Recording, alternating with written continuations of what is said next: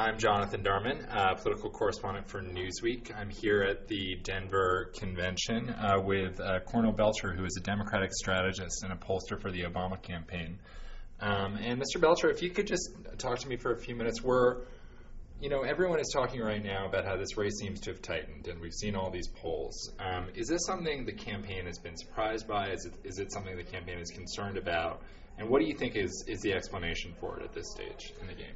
Well, I think you're going to see the polls, tighten and move back and forth throughout this process. I mean, I don't think anyone who's been around campaigns would be surprised that polls tighten. I mean, look, this is a 50-50 sort of split country. So, I don't think anyone who's been around campaigns for any period of time would be surprised that the polls are going to tighten. No one's going to think that a Democrat's going to walk away with a 10, 11-point race, because that's just historically not sort of how it's happened for us.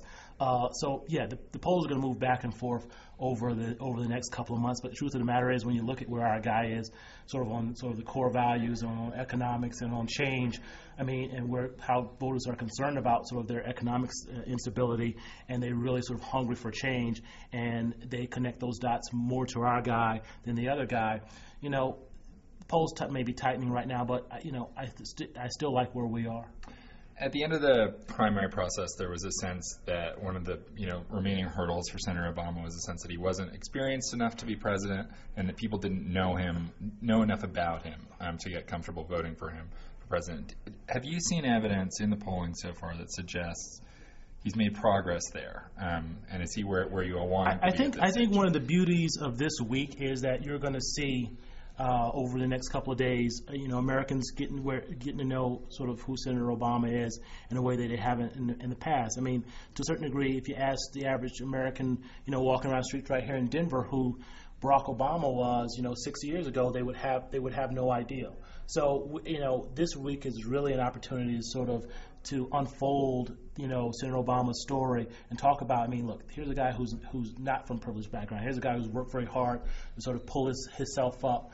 Here's a guy who didn't take the Wall Street jobs when he could. He went back and he organized for communities and for churches. So it's a good week where you're going to see, I think, the campaign unfolding that story to the American public. And what about here in the state of Colorado?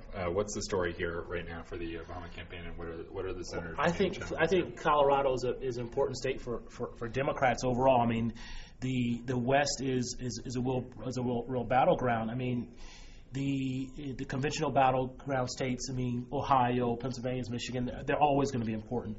But when you look at what's happening, in your Colorados and your New Mexicos and your Nevadas and your Montanas, Democrats are challenging Republicans in traditional red states in ways that we have not in the past. And I think from a pure sort of Democratic standpoint, you got to like that, not only at the top of the ticket, but from a congressional standpoint and from the Senate standpoint. Democrats are in play, and nationally, so it's not going to be one region, it's not going to be one or two states. Democrats are taking on Republicans and challenging sort of Republicans in every state across the union. Heck, we're even, challenging in Alaska. So it is that sort of thing where if you have the right message, you have a strong candidate, we Democrats think we can put up our values against Republicans in any state in the union. Final question. Expectations game. What's the senator's post-convention bounce? I don't think we pay a lot of attention to sort of post-convention bounces. One way or the other. I think we have a strong candidate. We have a solid message. We have Americans hungry for change. So I think we're going to like where we are. But if we don't see any bounce at all, is that something that you'd be concerned about?